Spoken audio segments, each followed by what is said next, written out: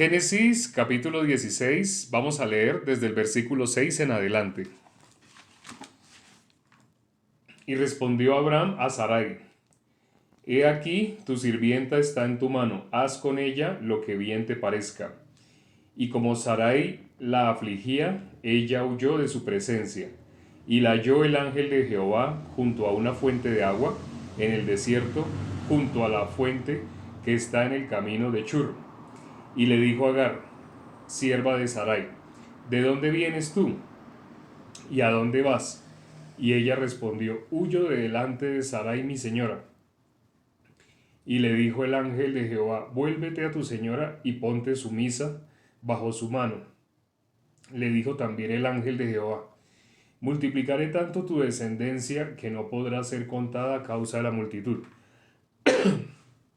Además le dijo el ángel de Jehová: He aquí que has concebido y darás a luz un hijo y llamarás su nombre Ismael, porque Jehová ha oído tu aflicción.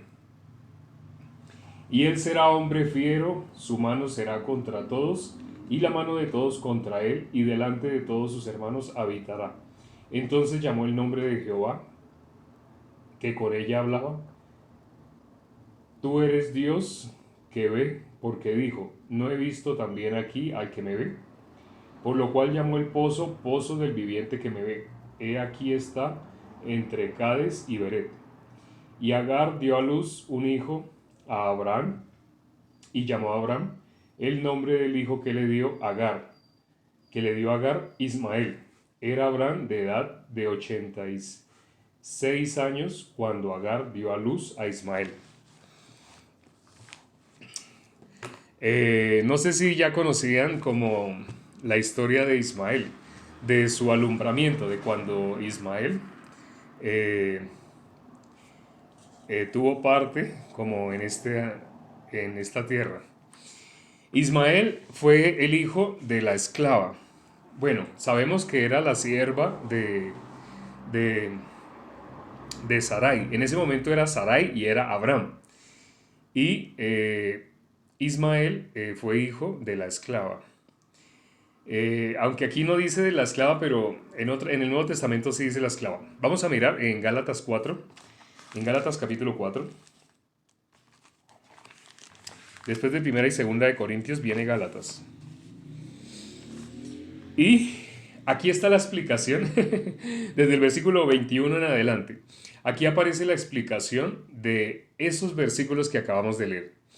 ¿Qué implicación tuvo el hecho de que haya nacido Ismael? Ismael, ¿cómo nació? Cuando miramos lo que hubo antes de que naciera Ismael, eh, hubo el punto de vista de Sarai. Ella decía que como era estéril, entonces que se llegara a la esclava. Y Abraham le dijo, claro, por supuesto, está bien. Entonces Abraham se llegó a la esclava y la esclava quedó embarazada. Bueno, ustedes notan que yo digo la palabra esclava, esclava, pero ahí diga que leímos decía sierva, ¿sí? Aquí, lo que vamos a leer, aquí sí dice esclava. Ya hemos visto que ser siervo es ser esclavo. Dice la palabra que nosotros fuimos libertados de la esclavitud del pecado. Ahora somos esclavos ¿de quién? De nuestro Señor Jesucristo. Somos siervos. Suena más bonito decir somos siervos, pero ya saben que ser siervo es ser esclavo. El siervo tiene su propia voluntad o el siervo hace lo que su dueño le dice. Suena más bonito decir dueño que amo. Sí. Cuando uno dice esclavo y dice el amo. Pero cuando dice siervo y señor. Ah, bueno, suena más bonito.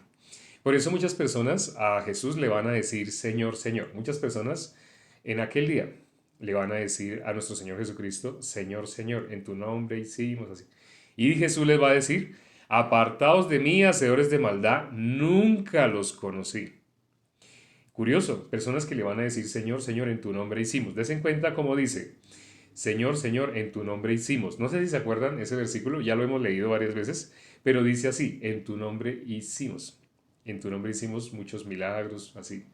¿Quiénes hicieron? Ellos. En tu nombre hicimos, ellos hicieron. ¿Quién es el que realmente hace la obra? Los milagros, quién es el que puede dar sanidad, es nuestro Señor Jesucristo. Incluso cuando los discípulos tenían autoridad, ellos la autoridad que tenían era en el nombre de Jesús. No sé si se acuerdan, Hechos 3 en el templo llamado La Hermosa, había un cojo también, otro paralítico, así de nacimiento. Y este siempre pedía limosna a la entrada del templo de La Hermosa. Pero entonces llega Pedro y le dice, no tengo oro ni plata así, pero lo que tengo te doy. En el nombre de Jesús de Nazaret, levántate. Dice que tomándole las manos lo jaló y al instante se le afirmaron los pies. ¿Quién fue el que hizo? Nuestro Señor Jesucristo. Tanto que cuando llevaron a Pedro a comparecer por este milagro, Pedro dice que ellos no fueron y dice, no fuimos nosotros. O sea, ya ahí vemos los apóstoles. ¿Cómo están hablando? No fuimos nosotros. ¿Quién puede hacer eso? Es nuestro Señor Jesucristo. Por eso muchos se van a presentar delante de Jesús diciendo, en tu nombre hicimos. Ah, son ellos los que hacen. ¿Sabe qué significa esa palabra en tu nombre hicimos? Vamos a leer el versículo tal cual como lo dice. A ver, no pierdan Gálatas 4, desde el versículo 21 en adelante vamos a leer la explicación de los primeros versículos que leímos hoy, de Génesis 16, desde el versículo 6 en adelante hasta terminar el capítulo. Entonces por ahora vamos a mirar Mateo. Mateo, Mateo capítulo 7. Mateo. Si ustedes ven la Biblia al revés en el celular, es por el efecto espejo, ¿no? Creo que una vez alguien tuvo que dar la explicación. Mateo capítulo 7, mira, inclusive solté, donde tenía aquí Gálatas lo solté porque lo puedo buscar, no necesito tener el dedo ahí ni meter un papel. Ya, ahí está. Gálatas, ¿dónde está? En la Biblia, está después, ya sé dónde está, entonces no necesito meter el papel. Dice Gálatas 7, el versículo 21. No todo el que me dice Señor, Señor, es decir, no todo el que dice yo soy siervo tuyo. Si es siervo, es esclavo. El esclavo no tiene su propia voluntad, el esclavo hace la voluntad de su Señor. Pero aquí dice, no todo el que me dice Señor, Señor entrará en el reino de los cielos, sino el que hace la voluntad de mi Padre que está en los cielos. Desen cuenta, el esclavo no tiene su propia voluntad. Entonces, esas personas decían Señor, Señor, pero ¿cómo vivieron? Haciendo su propia voluntad. Realmente vivían para sí mismos y tenían a Dios solamente como lo dijo alguien que hace tiempo no escucho, pero él decía como la cereza que se coloca encima del pastel, encima del helado, así. Tenían como un adorno, como algo adicional a Dios, pero lo tenían como Señor, realmente no. A nuestro Señor Jesucristo lo tenían como Señor, no. Era como, ¿qué tenían en mente? Algo así como el genio de la lámpara Aladino. Alguien que les va a conceder lo que ellos desean. Ellos desean comprar esto, comprar esto, comprar esto, tener esto, tener. Entonces, para ellos Dios es eso. ¿Sí? Aquí dice, muchos me dirán en aquel día, Señor, Señor, ¿no profetizamos en tu nombre y en tu nombre echamos fuera demonios? Des en cuenta cómo dice, ¿no profetizamos en tu nombre y en tu nombre echamos fuera demonios y en tu nombre hicimos muchos milagros? O sea, cuando miramos los verbos ahí, ¿de qué manera están conjugados en primera persona? Fueron ellos los que hicieron. Al final queda ya desvelado. Al principio dice en tu nombre profetizamos, hasta ahí como que no se nota. Sí, en tu nombre echamos muchos demonios, ahí no se nota mucho, pero en tu nombre hicimos. Ya sabe uno cuál es el corazón de cómo están hablando. Fueron ellos los que hicieron. Fueron ellos los que hicieron. Prácticamente, como tenían el nombre de Jesús como un mantra. No sé si sepan qué es mantra. Quienes conocen algo de las ciencias oscuras, ocultas, saben qué es mantra. Eso es lo que de pronto se usaba en brujería, el mantra, decir una palabra mágica, así como, no sé si se acuerdan, una fábula muy famosa en la cual llegaban a una cueva y decían abracadabra y ¡frum! Se abría la puerta. Eso es un mantra, como una palabra mágica, que la persona es la que abre la puerta usando esa palabra mágica. Algunas personas tienen el nombre de Jesús de esa manera, como si fuera una palabra mágica. Inclusive algunos se expresan de esta manera. Uy, a mí me iban a robar y yo les dije, en el nombre de Jesús, te reprendo, así. Algunas personas se expresan así, pero cuando uno mira el corazón, esa persona piensa que es ella la que sacó corriendo, ¿sí? Es ella, porque dijo la palabra en el corazón de ella, como tenía el nombre de Jesús, como una palabra que ahuyenta, que echa, que solamente como si fuera un esclavo, sí, sí, entienden, como una orden. No sé si me haga entender. Así, en ese sentido tenían la palabra de Dios, la palabra Jesús. En el nombre de Jesús. Pues, algunas personas dicen es, ay, sangre de Cristo, cúbreme. Uno sigue hablando con las personas y se da cuenta, no sabe ni siquiera para qué se derramó la sangre de nuestro Señor Jesucristo. Hablan con mucha emoción y con muchas palabras bonitas, pero no tienen idea de por qué la obra de nuestro Señor Jesucristo. Cuando la palabra dice, mirad a mí todos los términos de la tierra y sed salvos. ¿Cómo alguien puede ser salvo? Mirando atentamente la obra de nuestro Señor Jesucristo, conociendo por qué nuestro Señor Jesucristo tuvo que padecer aquello que padeció. Hay gente que no sabe, hay gente que curiosamente no tiene ni idea, pero sin tener idea de para qué Dios dio su sangre, derramó su sangre, usan la palabra como si fuera una palabra mágica. Cuando miramos Génesis capítulo 16 del versículo 6 en adelante, miramos a Agar. Aquí, ¿por qué tuvimos que mirar estos versículos? Estos que leímos ahorita en Mateo 7, versículo 21, 22, 23, para que se dieran cuenta que las personas a las que nuestro Señor Jesucristo les va a decir, apartados de mí, nunca los conocí, estaban en las obras. Ya sabemos que hay dos vertientes doctrinales delante de Dios. Los que están en las obras, los que están en la gracia. Ya sabemos que todos los que asisten a iglesias cristianas dicen que ya no están en la ley, ya no están en las obras, que están en la gracia. Dicen que están en la gracia, pero cuando miramos cómo viven realmente, viven bajo las obras, tratando ellos de hacer. ¿Por qué? ¿Dónde tienen la mira? ¿En las cosas de Dios? Pareciera que sí. Pareciera que cuando están en la iglesia se ven espirituales. Pareciera que cuando dicen, ay, estoy ayunando, se ven espirituales. Pero realmente, ¿para qué ayunan? Para algún deseo que tienen. Conocí personas que estaban ayunando, porque estaban pidiéndole a Dios por un carro específico, de una marca específica, un color específico, casi que hasta podían decir que con placas específicas. ¿Por qué? Hay personas, no estoy diciendo que ese tipo de milagros no sucedan, pueden suceder ese tipo de milagros, pero ahora, si suceden esos milagros para una persona que está en las obras, ¿ustedes qué piensan? Esa persona puede recibir fácilmente la salvación si estando en las obras experimenta milagros, señales y prodigios. Como dice 2 Tesalonicenses 2, del versículo 9 al 12, inicuo cuyo advenimiento es por obra de Satanás con milagros, señales y prodigios para los que se pierden. Jesús, ¿cómo llamó a las personas que tienen su mira en las cosas de los hombres?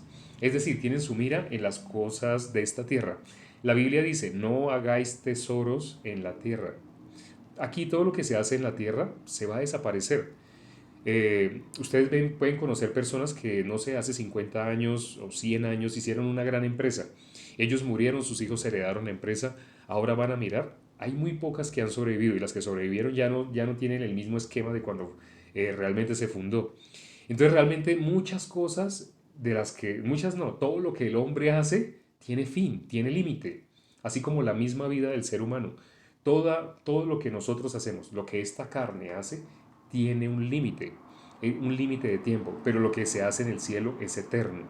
Por eso las personas que tienen la salvación como algo que ellos tienen que lograr haciendo algo, y ya saben qué es haciendo qué, tratando de cumplir los mandamientos. Cuando las personas piensan que la única forma de poder ser salvos, de poder ir al cielo, es por medio de algo que ellos hacen, esa persona está en las obras. Y le pregunta a uno, o uno le dice, ustedes se pueden dar cuenta en los comentarios, uno les dice, usted está en las obras. Y la persona dice, no, no, yo estoy bajo la gracia. Una persona está bajo la gracia, ya está cobijado por la gracia, por el hecho de decir que está en la gracia, uno sigue hablando con esa persona y esa persona dice, porque en la Biblia dice que debemos guardar los mandamientos. Miremos qué dice Juan capítulo 14. Un ratito vamos a mirar ese versículo, ese capítulo. Juan capítulo 14. El versículo 15. Juan capítulo 14, versículo 15. Nuestro Señor Jesucristo dijo, si me amáis, guardad mis mandamientos. Sí, nuestro Señor Jesucristo lo dijo. Si me amáis, guardad mis mandamientos. Sobre este versículo hablamos, un live entero hablamos sobre este versículo. ¿Está diciendo que nosotros debemos vivir bajo la ley? Hay personas que contestarían, no, no, no, no está diciendo que debemos vivir bajo la ley. Entonces, ¿qué es lo que está diciendo? Pues yo interpreto, yo entiendo cuando dice guardad mis mandamientos a que debemos, todo lo que dice la ley, no mentirás, no robarás, no codiciarás, eso nosotros debemos procurar hacer. Ah, ¿sabes cómo se llama eso que tú me acabas de decir? ¿Cómo se llama? Estar bajo la ley, estar bajo las obras. Ah, no, no, no, no, no. Pero no, no, ya, yo ya no estoy bajo las obras, yo estoy bajo la gracia. Y sigue uno hablando con la persona y lo que sigue saliendo del corazón de esa persona sigue demostrando que está en las obras. Y por más que uno lo trata de explicar, la persona dice, no, pero es que yo estoy en la gracia. Una persona no está en la gracia por decir, yo estoy bajo la gracia, yo estoy bajo la gracia, y apretar los ojos, y apretar los puños, que le salgan arrugas acá y haga fuerza. Yo estoy bajo la gracia. ¿Una persona de esa manera está bajo la gracia? No. Dice la Biblia, de la abundancia del corazón habla la boca. Uno hablando con las personas se puede dar cuenta, todavía esa persona está bajo las obras. No, no, no, no, yo estoy bajo la gracia. No porque la persona diga que está bajo la gracia, está bajo la gracia. De la misma manera, no porque una persona diga, yo soy hijo de Dios, yo soy, así se convirtió en hijo de Dios. Yo sé, yo sé, yo sé, yo sé. De esa manera se convierte en hijo de Dios por decir, yo sé, yo sé, yo sé. En un video lo dijimos. Eso se llama positivismo. La gente no tiene límite, la mayoría de las personas no tienen límite claro entre qué es positivismo y qué es fe. Incluso cuando uno les dice, les habla sobre la fe, empiezan a hablar de cosas positivistas. Pero no, la fe es creer lo que está escrito en la palabra. Cuando dice, si me amáis, guardad mis mandamientos, no se está refiriendo a lo que una persona que está bajo las obras lee. Jesús dijo, ¿qué está escrito y cómo lees?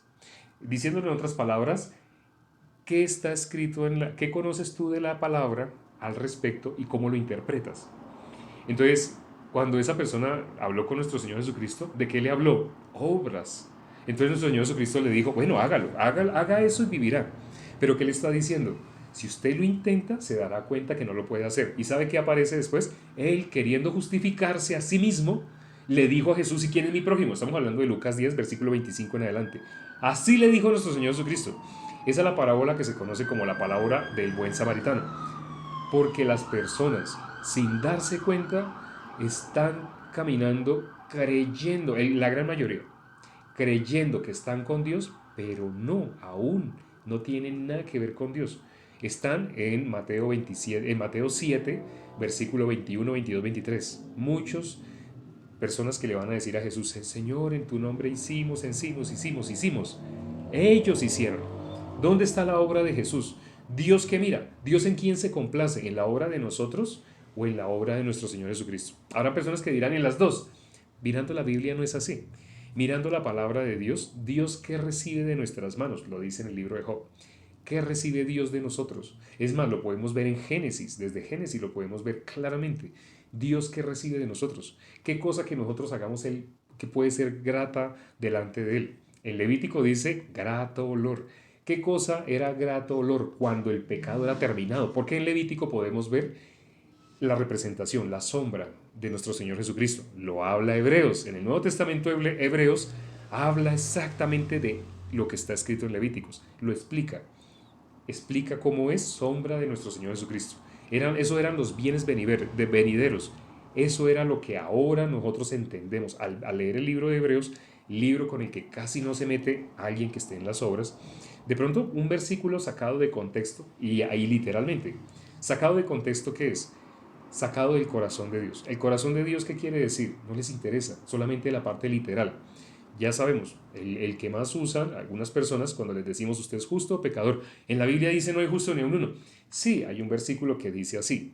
Si una persona lo saca de contexto, está diciendo yo no puedo decir que sea justo y usted tampoco y nadie puede decir que sea justo porque hay un versículo en la Biblia que dice no hay justo ni a un uno. Sí, en la Biblia hay un versículo que dice no hay justo ni a un uno y hay más de 200 que dicen que sí hay justos. Entonces, si la persona no considera esos 200 y habla solo de uno, la persona no está buscando el corazón de Dios, está usando la parte literal únicamente para su doctrina, que es las obras. Cuando uno habla con una persona, este versículo que leímos ahorita en Juan capítulo 14, versículo 15, las personas que están en las obras sí que aman ese versículo, porque parece que estuvieran bien en su doctrina de las obras, de vivir bajo las obras, que ellos no van a reconocer que están bajo las obras, pero sí están bajo las obras. Toda persona que interpreta este versículo de la manera que, o sea, que debemos, lo que dicen los mandamientos, no, debemos no codiciar, debemos no mentir, debemos... Yo no estoy diciendo que entonces hagamos eso, porque algunas personas entonces lo interpretan de otra manera. Una persona que está en las obras va a decir, no, o sea, entonces podemos robar, podemos codiciar. Yo no estoy diciendo eso.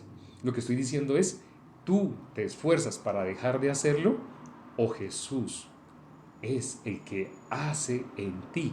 Si Jesús está en ti, dice Gálatas 2:20, ya no vivo yo, mas Cristo vive en mí. ¿Quién es el que hace que tú no codicies, que tú no robes, que tú no mientas? Jesús. Pero si tú eres la persona que te está esforzando por no codiciar, estás en las obras. Mejor recibe la salvación y deja que Jesús se encargue de eso. Porque tú, como dice la palabra, fuiste hecho del polvo de la tierra. Dijimos que íbamos a mirar Gálatas capítulo 4, desde el versículo 21 en adelante. Lo que aparece en Génesis 16, del versículo 6 en adelante, sobre, bueno, todo el capítulo 6, todo el capítulo 16 de Génesis habla de Agar, de Sarai, de Ismael, de Abraham. La historia de Ismael, de cómo surgió su nacimiento, de dónde vino su nacimiento. Entonces vamos a mirar Gálatas, después de 1 y 2 de Corintios, Gálatas, capítulo 4, versículo 21. Si se dieron cuenta que lo encontré rápido, sin necesidad de colocar papelito ni nada, ni para que no se me pierda. Como vamos a volver allá, entonces venga, le meto algo.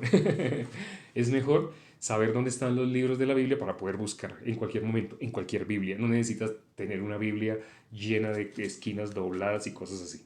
Vamos a mirar desde el versículo 21 en adelante. Dice, decidme los que queréis estar bajo la ley. ¿No habéis oído la ley? Ojo, aquí vamos a hablar más exactamente de qué es estar bajo la ley. Dice, porque está escrito que Abraham, aquí ya lo llaman Abraham, cuando miramos en Génesis 16 todavía se llama Abraham, pero aquí cómo los está viendo, Abraham. Porque está escrito que Abraham tuvo dos hijos, uno de la esclava y otro de la libre. Lo que les había dicho, aquí ya se nombra, ya no se dice la sierva de Sarai, no, aquí ya se dice directamente la esclava. ¿Siervo es esclavo? Sí. Entonces dice, pero el de la esclava nació según la carne, versículo 23, más el de la libre por la promesa. Tengan en cuenta esto. Bueno, ahorita lo hablamos más detenidamente, lo cual es una alegoría, pues estas mujeres son los dos pactos. El uno proviene del monte Sinaí, el cual da hijos para esclavitud. Esta es Agar. Cuando dice que, ¿con qué está comparando a Agar? Con la ley. Por eso dice el hijo de la esclava. Y por eso dice que eso que acabamos de leer y que leímos ayer leímos desde el versículo 1 de Génesis 16, es una alegoría, dice, es una alegoría. La persona cómo lo lee, como si fuera algo solamente histórico. Sí, Dios permitió que sucedieran esas cosas, pero ¿para qué Dios permitió que sucedieran esas cosas? Como una alegoría. Todo lo que está escrito en el Antiguo Testamento tiene que ver con el Nuevo Testamento. ¿Con quién? Con nuestro Señor Jesucristo. Algunas personas dicen, entonces debemos desechar ya el Antiguo Testamento. No, vamos a seguir leyendo. Porque Agar es el monte, el 26, mas la Jerusalén de arriba, la cual es madre de todos nosotros, es libre. Está hablando de quién? De Sara. Ya no de Sarai, de Sara. Porque Agar, más la Jerusalén es libre. El 27, porque está escrito, regocíjate, oh estéril, tú que no das a luz. Prorrumpe en júbilo y clama tú que no tienes dolores de parto, porque más son los hijos de la desolada que de la que tiene marido. Ahí parece que está hablando pues de Sarai, ¿no? La estéril, así parece, pero no, nunca una profecía fue de interpretación privada. Des en cuenta porque, aunque sí, como es una alegoría, en ese caso está hablando de Sarai, pero vamos a mirar realmente ¿Es alegórico a qué? ¿A qué hace referencia? Dice, el versículo 28, así que hermanos, nosotros, como Isaac, somos hijos de la promesa. ¿De dónde nació Isaac? De Sara, ya no Sarai, de Sara. El versículo 29, pero como entonces el que había nacido según la carne perseguía al que había nacido según el Espíritu, así también ahora. Mas, ¿qué dice la Escritura? Echa fuera la esclava y a su hijo, porque no heredará el hijo de la esclava con el hijo de la libre. De manera, hermanos, que no somos hijos de la esclava, sino de la libre. Bueno, ya quedó clara la alegoría. Hay algo que de pronto todavía no está claro y es lo que de pronto no les quedó claro, pero lo leímos, lo que sucedió entre Ismael e Isaac. Eso lo vamos a leer mañana. Pero entonces, ¿qué pasó entre Ismael e Isaac? ¿Cuándo nació Ismael? Tenía 86 años, eso lo leímos hoy.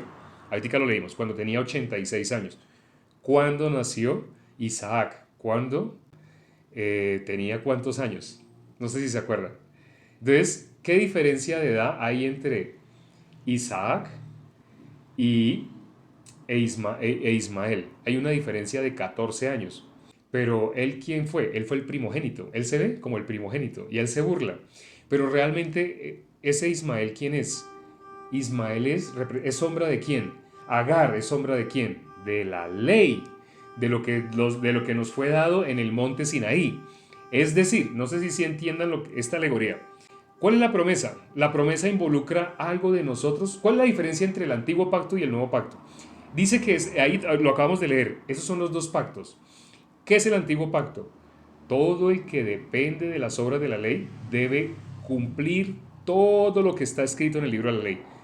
En la mayoría de las iglesias leen Deuteronomio 28, los primeros 14 versículos, donde dicen, no, ni siquiera leen el 1 y el 2, leen del 13 en adelante, donde empiezan todas las promesas. Bendito serás en tu entrar, bendito en tu salir, bendita tu arteza y tu canasta, etcétera, etcétera, tu alacena, todo bendito, bendito, bendito, hasta el versículo 14. Pero ¿qué aparece en el versículo 15? Sucederá que si no cumples todo, vendrán sobre ti estas maldiciones y te alcanzarán.